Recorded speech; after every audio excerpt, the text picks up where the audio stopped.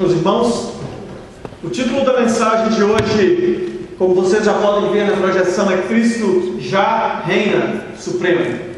O texto-chave se encontra em Efésios, no capítulo 1, do versículo 19 até o versículo 21. Nós gostaríamos de ler esse texto, mas eu acredito que eu vou ler um pouco antes. Vou ler partindo do versículo 15, para a gente dar um pouco de contexto.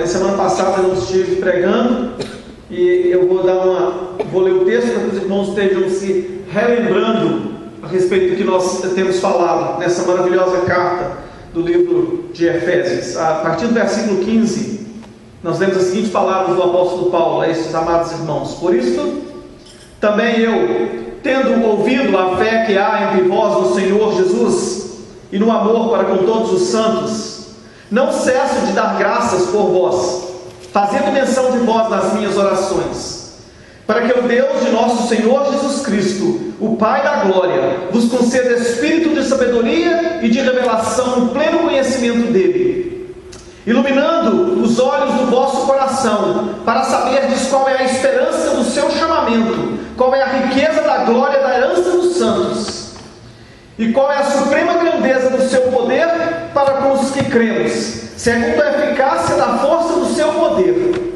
o qual exerceu ele em Cristo, ressuscitando-o dentre os mortos, fazendo assentar-se à direita nos lugares celestiais, acima de todo principado e potestade e poder e domínio, e de todo nome que se possa referir, não só no presente século, mas também no vindouro. Amém.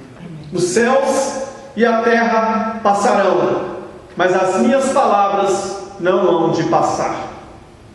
Meus irmãos, nós temos já por algumas semanas visto essa maravilhosa mensagem do apóstolo Paulo. Nós falamos na semana passada a respeito de todas as riquezas que são nos fornecidas gratuitamente pelo Senhor Jesus Cristo. E meus irmãos, o apóstolo continua desvendando estes maravilhosos mistérios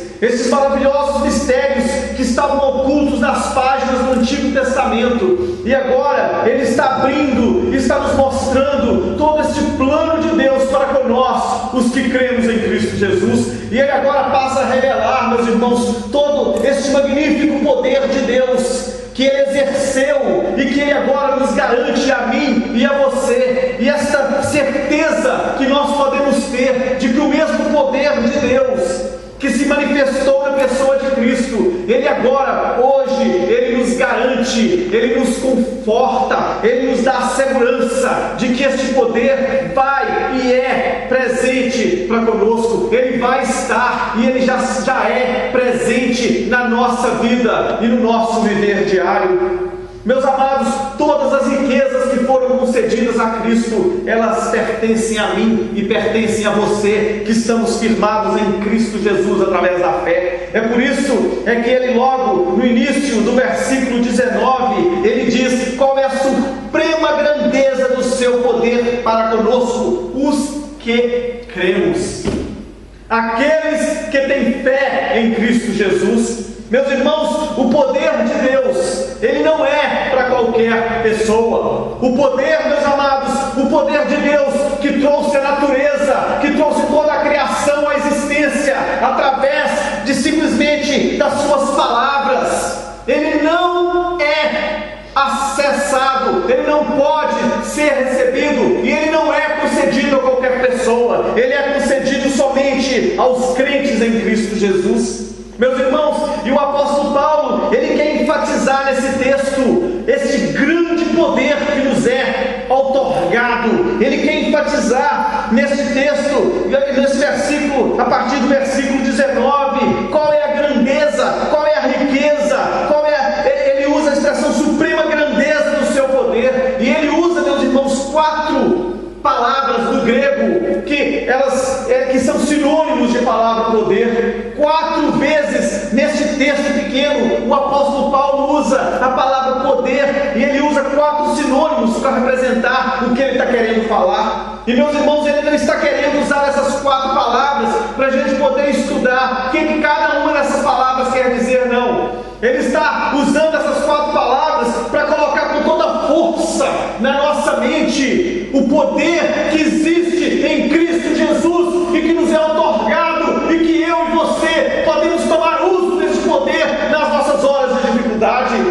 Quando, meus irmãos, eu estava planejando a projeção, eu quis colocar uma coroa de espinho, para que vocês possam entender o grande dilema que existe na minha mente e na sua mente a respeito do poder de Deus que nos é otorgado, do poder de Deus que nós possuímos no nosso viver. Porque quando eu olho para a minha vida, comparando o meu viver com o viver de muitas outras pessoas, eu olho para dentro de mim nas dificuldades diárias que eu enfrento, muitas vezes nos problemas que eu passo por ele, nas dificuldades financeiras, muitas vezes, meus irmãos, nas dificuldades que eu tenho nos meus relacionamentos, e eu penso, eu sou a pessoa mais fraca, eu sou uma pessoa que eu não tenho poder algum, eu acordo e eu tenho enfermidades que muitas vezes nem mesmo a minha esposa fica sabendo a respeito. Eu muitas vezes no meu trabalho eu passo por provações com pessoas e eu falo, aonde eu vou encontrar suficiência, aonde eu vou encontrar solução para essas lutas e para esses problemas que eu passo por ele. E eu olho para dentro de mim e eu busco em mim alguma coisa que possa me dar, meus irmãos, alguma esperança de vitória. E eu digo, mas eu não tenho, eu não consigo. E eu penso, não existe poder em Cristo, não existe poder em Deus que me é garantido. Talvez o poder de Deus é algo que ainda está distante. Talvez o poder de Deus é alguma coisa que eu tenho que me sacrificar para poder alcançar.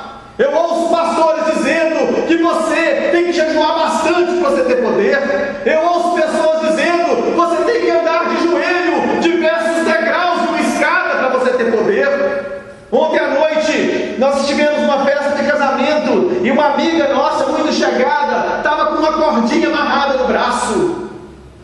E a Gracinha olhou para ela e falou assim, fulana, mas você está tão linda, você está com um vestido maravilhoso, por que você está com essa cordinha amarrada no seu braço?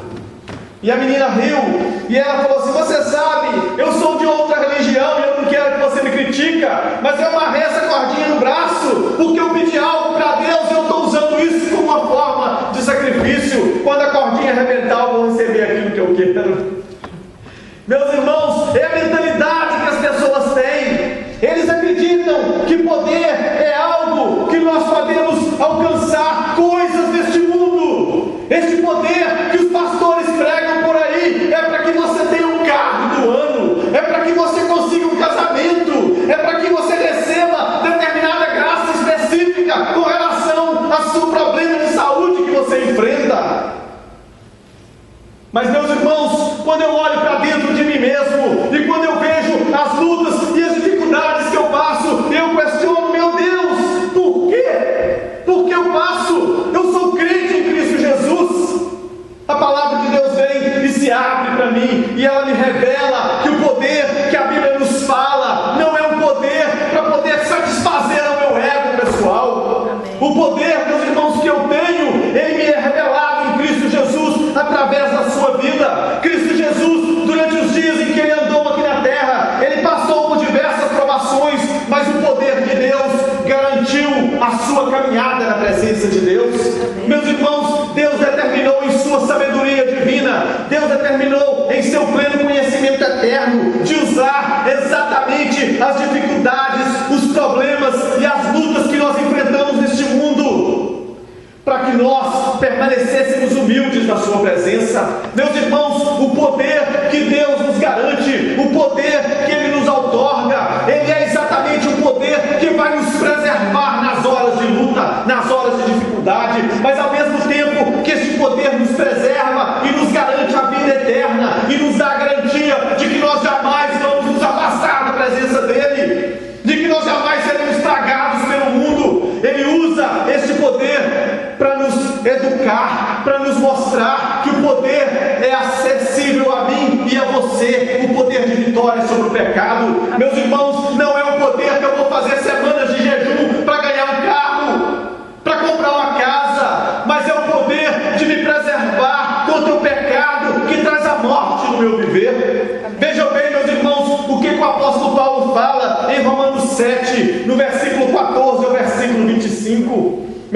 irmãos, o apóstolo Paulo no livro de Romanos, ele está dando a realidade da raça humana, e ele está nos mostrando algo magnífico, e ele chega no capítulo 7, e ele começa a falar a respeito da luta que existe, para que nós possamos conquistar a vitória sobre o pecado, e ele nos diz as seguintes palavras. Eu quero que os irmãos prestem bastante atenção, o texto é complexo e difícil de entender. Então, irmãos, vamos focalizar no que será lido. Eu vou ler bem com o passado. Porque bem sabemos que a lei é espiritual, mas eu sou carnal, vendido sobre o pecado. Pois o que eu faço, não entendo. Porque o que quero, isso eu não pratico. O que eu quero fazer, isso eu não pratico. Mas o que eu não quero fazer, isso eu faço. Se eu faço o que eu não quero fazer, consinto que a lei é boa. Agora, porém, não sou mais eu que faço, mas o pecado que habita em mim. Porque eu sei que em mim, isto é, na minha carne, não habita bem algum. Com efeito, o querer o bem está dentro de mim, mas o efetuá-lo não está. Pois não faço o bem que eu quero, mas o mal que eu não quero, esse eu pratico. Ora, se eu faço o que eu não quero fazer, já não sou eu quem faço, mas o pecado que habita em mim. Acho então esta lei em mim, que mesmo querendo fazer o bem, o mal está comigo. Porque segundo o homem interior, tenho prazer na lei de Deus. Mas vejo nos meus membros outra lei, guerreando contra a lei do meu entendimento, e me levando cativo à lei do pecado, que está nos meus membros. Miserável homem que sou, quem me livrará do corpo dessa morte? Graças a Deus por Cristo Jesus nosso Senhor, de modo que com o entendimento sirvo a lei de Deus, mas com a carne a lei do pecado. Meus irmãos, o poder de Deus é manifesto exatamente nesse texto. Eu não sei se os irmãos puderam prestar atenção, mas o apóstolo Paulo está dando a realidade da vida dele. E eu não quero agora que o irmão olhe para o apóstolo Paulo e fale assim: o apóstolo Paulo era determinadas coisas, como eles têm dito que ele não era. O que o apóstolo Paulo está falando são os pecados que eu e você cometemos no nosso viver diário. Eu quero ter um bom relacionamento com a minha esposa e com os meus filhos, mas por um outro lado, eu tenho brigas e confusões, e aí eu sou deparado com a realidade de que o que eu quero fazer, eu não consigo, porque na minha carne existe uma lei que me condena constantemente, mas aquilo que eu quero fazer, que é o bem, que eu sei que é o certo, isso eu não consigo fazer. Aí o apóstolo Paulo vira para dentro de si, depois dessa luta que existe entre o homem interior que quer fazer o bem, mas aquele que está fora, que não somos na nossa carne, que pratica o mal, e ele fala assim: miserável homem que sou, miserável homem que sou, quem vai me livrar dessa situação que eu me encontro? Meus irmãos, quando eu e você olhamos para a nossa vida de pecado, nós começamos a lutar contra o pecado, e nós buscamos dentro de nós a força para lutar contra o pecado.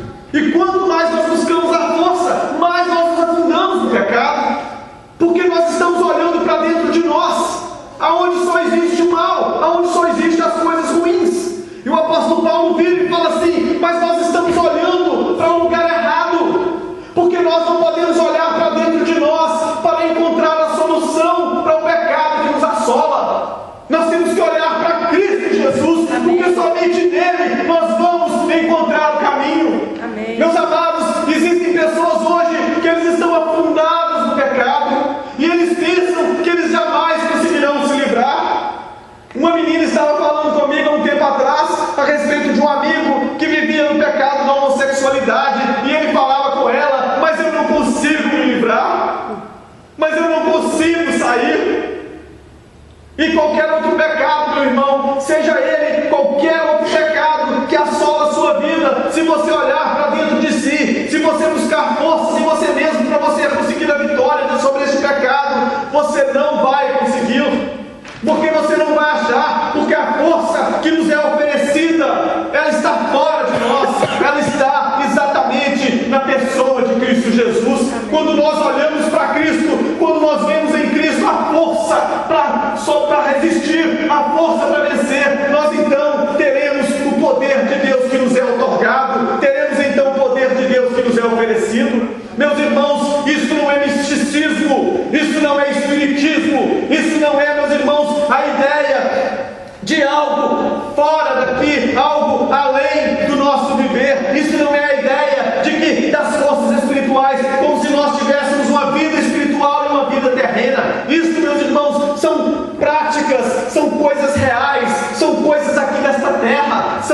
vida experimental com Deus no nosso viver diário e com Cristo Jesus. Quando nós passamos por dificuldades no nosso trabalho, nós temos que focalizar na pessoa de Cristo e tirar dele a força necessária para lidar com as situações. E meus irmãos, como eu já disse antes, este poder, ele não vem para que nós venhamos a cumprir a nossa vontade. Este poder de Deus, ele não é para nós como que fosse um outlet, um negócio daqueles onde você liga um fio de luz para você tirar energia, não. Tem pastor que fala assim, Deus é igual um fio de luz que você liga para você tirar. Não, não é isso. Este poder, ele nos é otorgado para que nós venhamos a obedecer à vontade de Deus, para que nós venhamos a trazer todo o pensamento sujeito à mente de Cristo, para que nós venhamos trazer o nosso viver sujeito ao viver de Cristo, para que nós venhamos nos conformar com a imagem de Cristo no nosso viver, porque o poder de Deus é para cumprir a vontade dele. Meus irmãos, e é exatamente quando o apóstolo Paulo fala a respeito da ressurreição, o poder de Deus operou em Cristo ressuscitando dentre os mortos. Por quê? Por que o apóstolo Paulo usou justamente a ressurreição de Cristo de dentre os mortos? Para poder falar e analisar e fazer uma análise do poder de Deus. Porque, meus irmãos, vejam bem, a Bíblia nos ensina em outras partes, principalmente em Romanos 3:23, que o salário do pecado é a morte. O salário do pecado é a morte. Meus irmãos, o que ele está querendo dizer é o seguinte: o poder que dominava antes era o poder da morte, que nos é punição pelo nosso pecado. Mas quando o apóstolo Paulo fala agora que o poder de Deus ressuscitou Cristo dentre os mortos, ele está querendo dizer que o poder de Deus retirou perdão todos os pecados. Romanos 6:23. Você tem o texto errado. Romanos 6:23. Não sabia que o Gilberto estava mostrando, ia passar batido pelos irmãos.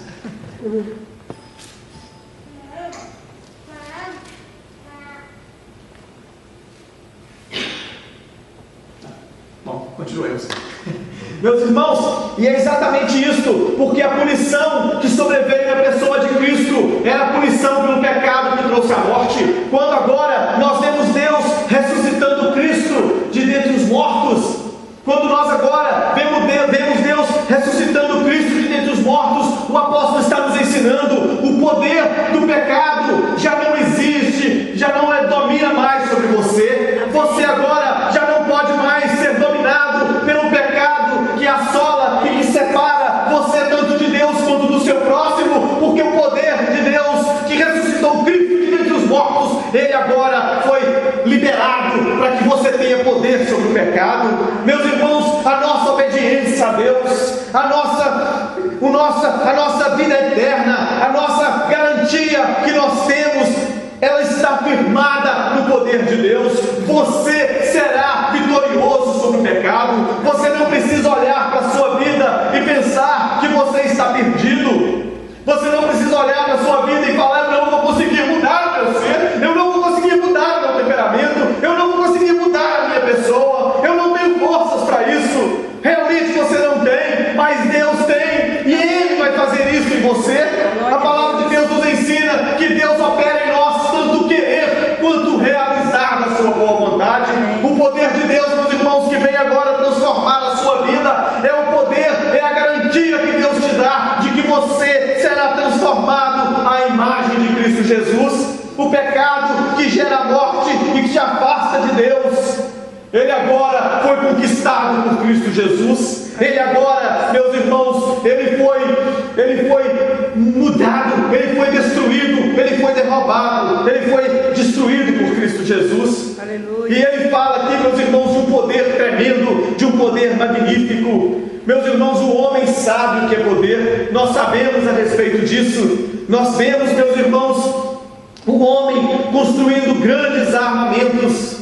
Aqui nos Estados Unidos existem mais de 1.500 bombas atômicas que, com um só apertar de botão, ela destrói milhares e milhares de vidas. Meus irmãos, o homem, ele consegue fazer e construir objetos que eles viajam com poucos minutos no espaço.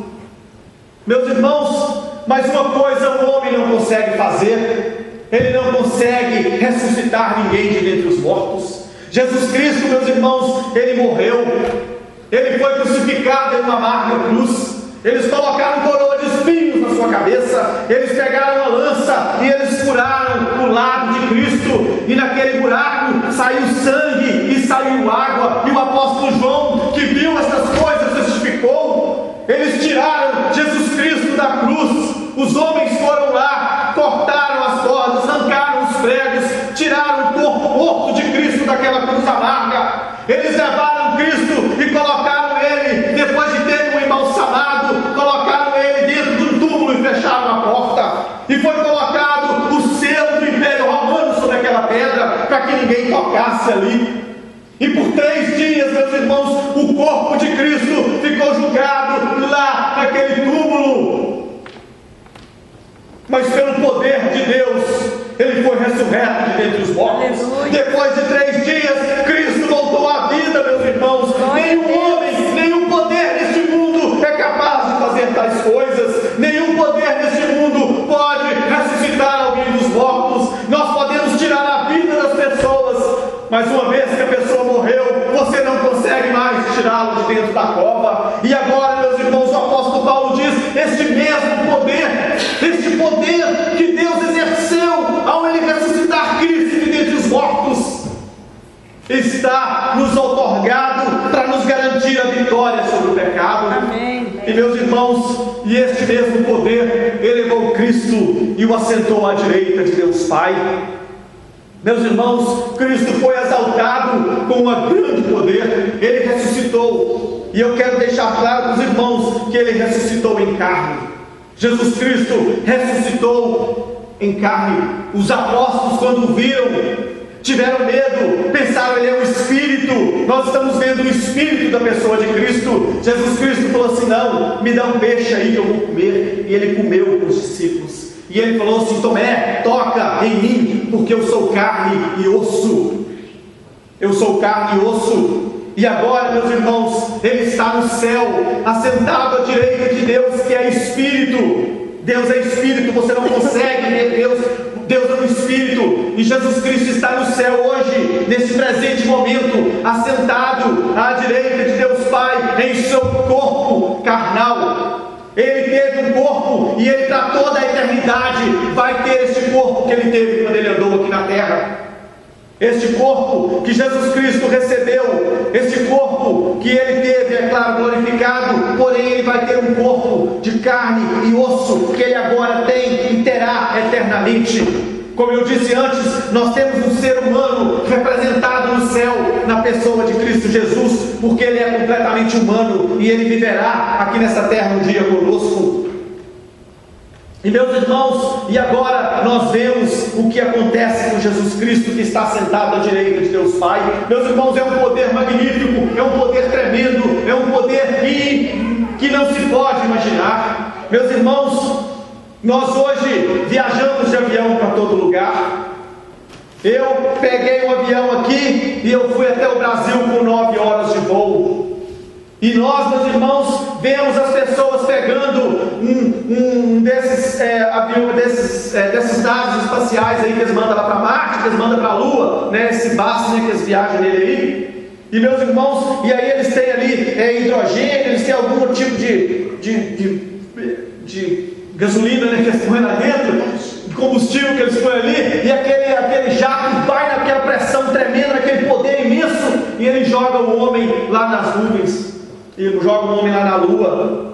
Mas meus irmãos, o que nós vemos acontecendo com Jesus Cristo é algo tremendo, porque a Bíblia nos relata que Jesus Cristo foi levado aos céus sem a ajuda de absolutamente nada. Jesus Cristo estava falando com seus discípulos e Ele disse em Mateus 28: toda autoridade me foi dada no céu e na terra. E Ele foi levado aos céus, meus amados, sem nenhum avião em particular para o levar, porque o poder de Deus, o poder de Cristo é magnífico, é tremendo, Ele é maior do que qualquer coisa que o homem pode imaginar. E agora Ele está no céu, assentado à direita de Deus Pai, reinando, governando, executando os seus planos, governando todos os aspectos do nosso viver. E Ele está, meus irmãos, acima de tudo e acima de todos.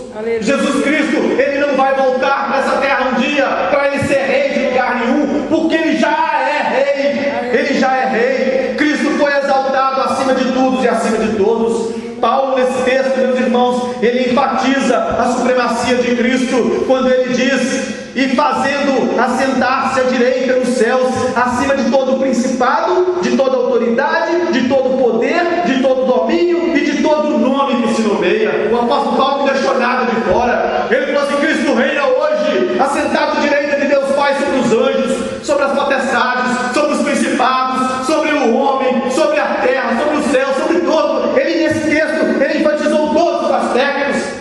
Meus irmãos, quando você ouve alguém falando de demônios, quando você ouve alguém falando de diabos e tremendo de medo, você fala: meu irmão, Cristo reina absoluto sobre todas essas coisas. Não existem forças do mundo que estão acima, paralelo, igual, perto do poder de Cristo Jesus. Vocês não precisam de temer nada, vocês não precisam de temer ninguém. Cristo foi exaltado acima de tudo e acima de todos. E o apóstolo Paulo continua dizendo que ele reina supremo no tempo presente, ele reina supremo hoje. Como eu já disse antes, em Mateus 28 ele afirma: toda a autoridade me foi dada nos céus e na terra, e não existe nenhum poder acima do poder de Cristo Jesus. Nós lemos em João 3, no versículo 35, o Pai ama o Filho e todas as coisas lhe entregou em suas mãos.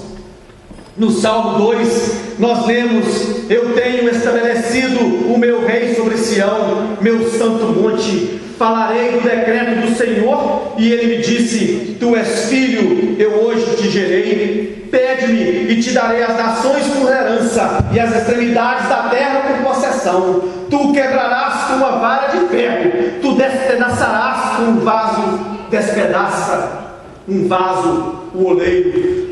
Meus irmãos, isto é poder, isto é autoridade. Deus já entregou para Cristo todas as nações, e Ele rege todas as nações com a sua vara de ferro, e Ele despedaça as nações. No Salmo 110 nos diz as seguintes palavras: disse o Senhor ao meu Senhor: assenta-te à minha direita, até que eu ponha os teus inimigos por escabelo dos teus pés. O Senhor enviará de Sião o cetro do teu poder, domina no meio dos teus inimigos. Amém. Meus irmãos, o Salmo 110 está predizendo aquilo que o apóstolo Paulo confirma: assenta-te à minha direita. Cristo está hoje assentado à direita de Deus Pai, até que todo inimigo seja colocado debaixo dos pés de Cristo.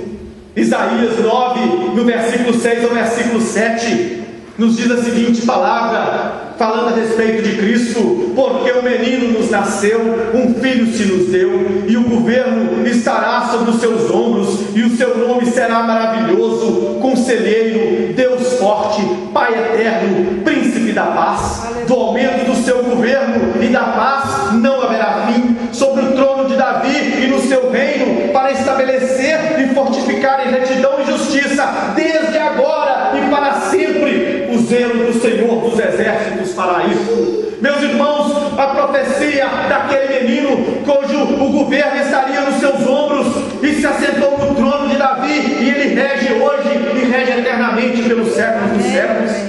Daniel, em suas visões noturnas, no capítulo 7, versículo 13 ao versículo 14, Daniel diz as seguintes palavras: eu estava olhando nas minhas visões noturnas, e eis que vinha com as nuvens do céu como um filho de um homem, e dirigiu-se ao ancião de dias, e foi apresentado diante dele, e foi-lhe dado domínio e glória e um reino, para que todos os povos, nações e línguas o servissem. O seu domínio é um domínio eterno e não passará, e o seu reino tal não será destruído. É a ascensão do Senhor Jesus Cristo. Meus irmãos, o que Daniel está vendo é exatamente este momento em que Cristo foi levado ao céu, este momento em que Cristo foi apresentado diante de Deus, e a ele foi concedido um reino eterno que não passa e que não é destruído. Em Atos 2, versículo 36, o apóstolo Pedro, em sua pregação, diz as seguintes palavras: saiba, pois, com certeza toda a casa de Israel, que este mesmo Jesus, a quem vós crucificastes, Deus o fez Senhor e Cristo. Kyrios, Senhor, Lord, Cristo. Em Romanos 14, 9, o apóstolo Paulo novamente nos afirma: porque foi para isto mesmo que Cristo morreu e tornou a viver, para ser Senhor tanto de mortos quanto de vivos. Aleluia. Meus irmãos, não existe nada neste mundo que está sequer paralelo com o Senhor Jesus Cristo. Eu não entendo como que a nossa mente foge da realidade do império de Cristo no presente momento. Nós vivemos a nossa vida pensando que o reino de Cristo é algo futuro, é algo espiritual. O reino de Cristo não tem nada a ver com a nossa vida diária. É isso que a nossa mente imagina.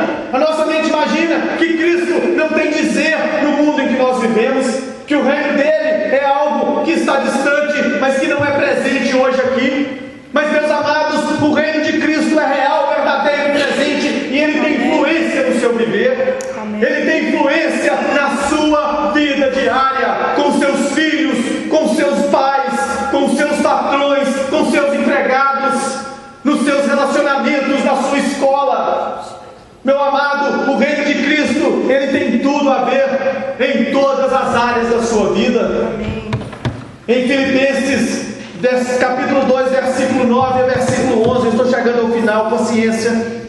O apóstolo Paulo escreve as seguintes palavras: pelo que também Deus o exaltou sobremaneiramente, que ele deu o nome que está acima de todo nome, para que o nome de Cristo Jesus se dobre todo o joelho dos que estão nos céus e na terra e debaixo da terra, e toda língua confesse que Jesus Cristo é Senhor, para a glória de Deus Pai. Meus amados, Cristo reina absolutamente soberano. Em 1 Pedro 3, versículo 22, que está à destra de Deus, tendo subido ao céu, havendo se sujeitado os anjos e as autoridades e as potestades.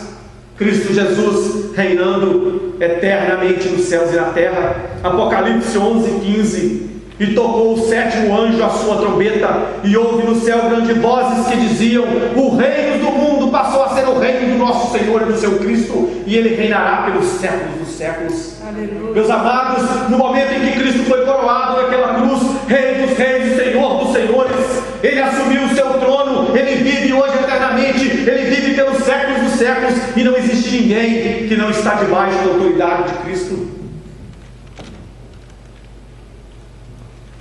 O reino de Cristo não está envolvido somente neste mundo, em um mundo espiritual, mas ele tem a ver com o nosso viver diário. Eu não sei, meus irmãos, aquelas pessoas que negam o reino de Cristo no presente momento, o que é que eles fazem com tantas escrituras? O que é que eles vão fazer com tantos textos bíblicos que nos mostram claramente que Cristo é rei hoje? Ele não é um rei que vai acontecer ainda, ele já é. Ele é um rei presente, e ele rege sobre a minha vida e sobre a sua vida, e ele nos garante a vitória sobre o pecado, e ele nos garante a convicção plena de que nós estamos debaixo do seu poder e que nada vai acontecer conosco, porque nós estamos guardados e protegidos por ele. Amém. Finalmente, eu falo agora que ele é rei eternamente, ontem, hoje e o será para toda sempre. Aleluia. Ele diz no final do versículo 21, o domínio e poder não só neste século, mas também nos vindouros. Meus amados, tem muita gente que concorda conosco de que Cristo vai reinar no futuro. Eles falam assim: não, Cristo com certeza vai reinar. Até aqueles que não concordam com todos esses textos que eu apresentei, eles concordam que Cristo vai reinar no futuro. Até aqueles que rejeitam esses textos, eles falam: não, Cristo realmente no futuro ele vai reinar. Hoje ele não está reinando, mas no futuro ele vai reinar. Mas o apóstolo Paulo faz aqui, meus irmãos, algo que vai tirar todos esses argumentos por terra. Ele diz: Cristo reina hoje, assim como ele reina amanhã. Ou seja, ele liga o reino futuro de Cristo com o reino presente. O poder que Cristo tem amanhã, ele tem hoje. Se ele não tem hoje, ele não tem amanhã. Ele não fala assim: olha, Cristo hoje reina um pedaço, mas talvez no futuro ele vai reinar mais. Ou Cristo hoje está esperando a hora de reinar, mas amanhã ele vai passar a reinar. Não, ele fala assim: olha, veja o que ele fala. Não só neste presente século, ele tem toda a autoridade, todo o poder, todo o domínio, reina eternamente, não só neste século, mas também no vindouro. Ou seja, ele elimina qualquer argumento